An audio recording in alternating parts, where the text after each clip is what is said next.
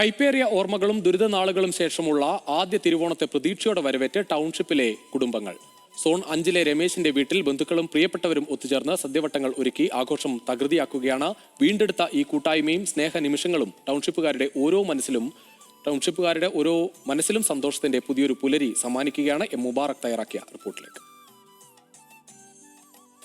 ലോകമെമ്പാടുമുള്ള മലയാളികൾ ഓണം ആഘോഷിക്കുകയാണ്. അത്തരത്തിൽ ഏറ്റവും സ്പെഷ്യൽ ആയിട്ടുള്ളൊരു ഓണാഘോഷമാണ് നമ്മുടെ വയനാട് ടൗൺഷിപ്പിലെ അവിടെ താമസിക്കുന്ന ആളുകളുടേത്.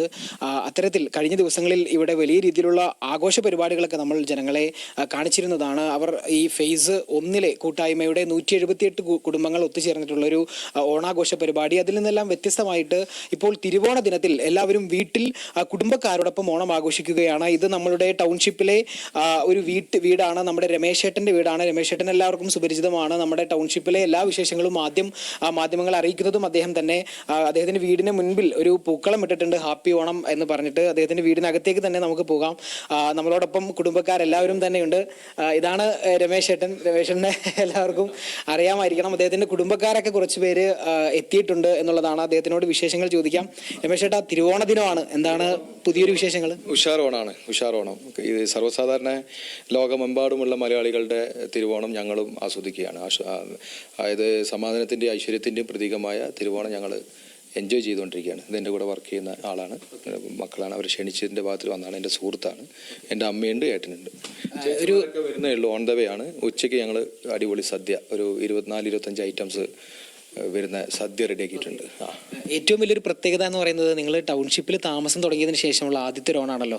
അപ്പോൾ ഈ ഒരുപാട് കാലത്തെ, അതായത് ഒരു നീണ്ട കാലം ഓണമൊന്നും അത്ര ആഘോഷിക്കാതെ പുറത്ത് വാടക വീട്ടിലേക്ക് ആയിരുന്നു. പിന്നെ സ്വന്തമായ ഒരു വീട്ടിലേക്ക് എത്തുന്നു. അതിനുശേഷമുള്ള ഒരു ആദ്യത്തെ ഓണമാണ്. അപ്പോൾ കുടുംബക്കാരൊക്കെ ഒത്ത് ഒരു നല്ല രീതിയിൽ ആഘോഷിക്കാൻ തന്നെയാണ് തീരുമാനം അല്ലേ? പിന്നെ അതായത് മണ്ണെടുത്ത നാട്ടിൽ നിന്ന് നമ്മൾ ഈ എൽസൺ എസ്റ്റേറ്റിലേക്ക് വന്നു. പറിച്ചു നട്ട് ഇവിടെ വളരുന്ന ആളുകളാണ് ഞങ്ങൾ. അപ്പോൾ ഞങ്ങളെ സംബന്ധിച്ച് ഓർമ്മകളൊന്നും മരിക്കുന്നില്ല, ഓർമ്മകൾക്ക് എപ്പോഴും മരണമില്ല. പ്രിയപ്പെട്ടവർ ഓർത്തുകൊണ്ടുള്ള ഓണം തന്നെയാണ് ഇപ്പോൾ ഞങ്ങൾ ആസ്വദിക്കുന്നത്. നമുക്ക് അതിജീവിച്ചാലേ പറ്റുള്ളൂ. അങ്ങനെയാണ്. രമേശേട്ടൻ്റെ കൂടെ വർക്ക് ചെയ്യുന്ന ആളുകളാണ്. അപ്പോൾ വേണ്ടപ്പെട്ടവർ, ഏറ്റവും പ്രിയപ്പെട്ടവരൊക്കെ എത്തിയിട്ടുണ്ട്, കുടുംബക്കാരെത്തിയിട്ടുണ്ട്. അതുപോലെ രമേശേട്ടൻ്റെ അമ്മയുണ്ട്. അവരോടൊക്കെ തന്നെ ചോദിക്കാം, എന്താണ് വിശേഷങ്ങൾ? എപ്പോൾ എത്തി? വളരെ സന്തോഷം. രാവിലെ എത്തിയതാണ്. തൊട്ട വീട് തന്നെയാണ് ഞങ്ങൾ താമസം. ഇത് താഴെയുള്ള വീടാണ്. അപ്പോൾ രമേശ് ഭായി ഇന്ന് വിളിച്ചു, ഇങ്ങനെ ഓണത്തിൻ്റെ പരിപാടി ഉണ്ട്. അപ്പോൾ രാവിലെ ബ്രേക്ക്ഫാസ്റ്റ് കഴിച്ചു. ഇനി ഉച്ചയ്ക്ക് സദ്യ കഴിച്ചിട്ടേ പോകുന്നുള്ളൂ. എല്ലാ പരിപാടിയും റെഡി ആയിക്കൊണ്ടിരിക്കുകയാണ്. അവൻ്റെ പെങ്ങന്മാരൊക്കെ വരാനുണ്ട്. വന്നിട്ട് ഞങ്ങൾ വളരെ സന്തോഷമായിട്ട് കഴിച്ചിട്ട് പോകാനുള്ള പരിപാടിയാണ്. അപ്പോൾ ഏറ്റവും വിശേഷം നിറഞ്ഞത് ഇവരുടെ ഓണം തന്നെയാണ് എന്നുള്ളതാണ്. കാരണം നമുക്കറിയാം, ഇപ്പോൾ ഇവർ കഴിഞ്ഞ ദിവസം ആഘോഷ പരിപാടികളൊക്കെ നടന്നപ്പോൾ 178 കുടുംബങ്ങളാണ് ഓണപരിപാടികളിൽ ഉണ്ടായിരുന്നത്. അതിൽ നിന്നെല്ലാം മാറി ഇനിയിപ്പോൾ അടുത്തൊരു ഓണക്കാലം വരുമ്പോൾ ഈ ടൗൺഷിപ്പിലെ തന്നെ 410 കുടുംബങ്ങൾ എല്ലാവരും തന്നെ ഒന്നിച്ചുണ്ടാകും. അപ്പോൾ ഒരു വലിയ പരിപാടികൾ തന്നെ നടത്താൻ തന്നെയാണ് ഈ ടൗൺഷിപ്പുകാരുടെ എല്ലാം തീരുമാനം. രമേശേട്ടൻ്റെ അമ്മയാണ്. അമ്മയോട് ചോദിക്കാം, അമ്മേ, ഓണമാണ്, തിരുവോണ ദിനമാണ്, എന്തൊക്കെയാണ് വിശേഷങ്ങൾ? ഓണാപ്പി മക്കളൊന്നും എത്തിയിട്ടില്ല. ഇവിടെ ഉസാറാണ്. ഞങ്ങൾ വാടക വീട്ടിൽ നിന്ന് വന്ന് ഇപ്പോൾ ഒരു പുതിയ വീട് കിട്ടി, സന്തോഷമാണ്.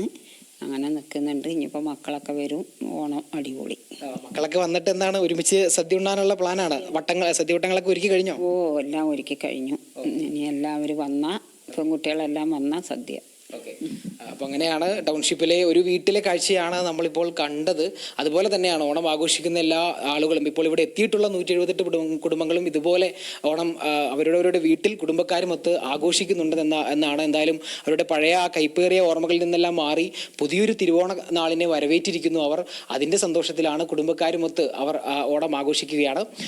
കൽപ്പറ്റയിലെ ടൗൺഷിപ്പിൽ നിന്നും ക്യാമറ പേഴ്സൺ ജിതിൻ ജോസിനൊപ്പം എം മുബാറക്, ന്യൂസ് മലയാളം.